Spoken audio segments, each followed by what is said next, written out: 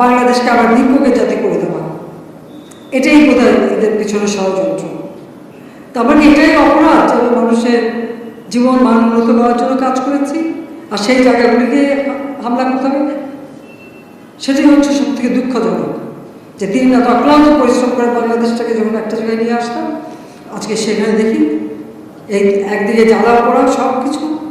ঠিক যে প্রতিষ্ঠানগুলি মানুষের সেবা দেয়, আজকে মেট্রো রেলে চলে মানুষ কত অল্প সময়ের মধ্যে সময় বাঁচিয়ে কর্মস্থলে পৌঁছতে পারত, আবার ফিরতে পারত।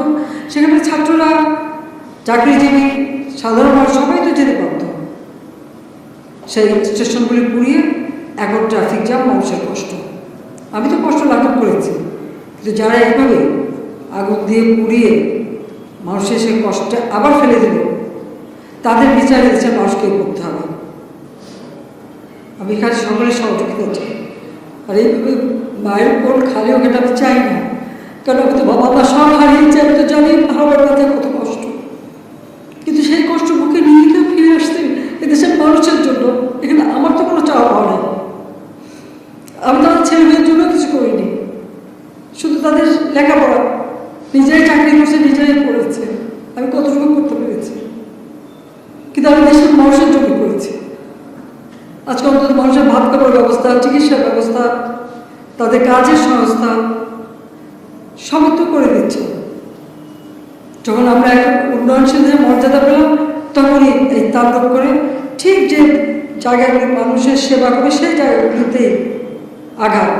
শিক্ষা প্রতিষ্ঠানে হল ভেঙে দেওয়া, সবচেয়ে দুর্ভাগ্য যে বিসির বাড়িতে আগুন দেওয়া। এর আগে ঢাকা ইউনিভার্সিটি বিসির বাড়িতে আগুন দিয়েছিল, আপনাদের মনে আছে। রংপুরে সেখানে আগুন দিয়েছে, ময়মনসিংহ কৃষি বিশ্ববিদ্যালয় থেকে শুরু করে বিভিন্ন জায়গায় এই তাণ্ডব চালিয়েছে। রাজশাহীতে এই তাণ্ডব চালিয়েছে। বিশ্ববিদ্যালয়গুলিতে সেশন জট ছিল, আমি সরকার আসার পর থেকে কোনো সেশন জট নাই। লেখাপড়ার মান উন্নত করা, যাতে এখান থেকে পড়ে আবার বিদেশে পড়তে হবে, সেই ব্যবস্থাও করে দিয়েছি। কিন্তু তারপরে কোটা সংস্কার আন্দোলন, কোটা তো আমি বাতিলই করে দিয়েছি। আমি আহ্বান করেছিলাম যে একটু ধৈর্য ধরো, হাইকোর্টে শুনানি হবে,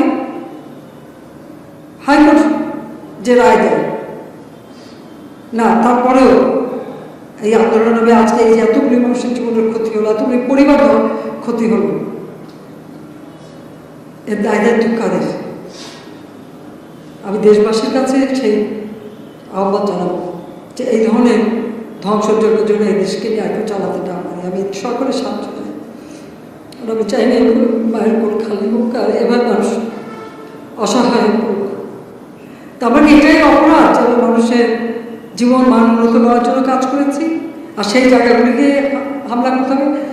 কোভিড-19 সময় যেখানে আমরা সব থেকে ভালোভাবে মানুষের চিকিৎসা দিতে পেরেছি, সেই কোভিড হাসপাতাল সেটাও সেখানে আগুন দিয়েছে।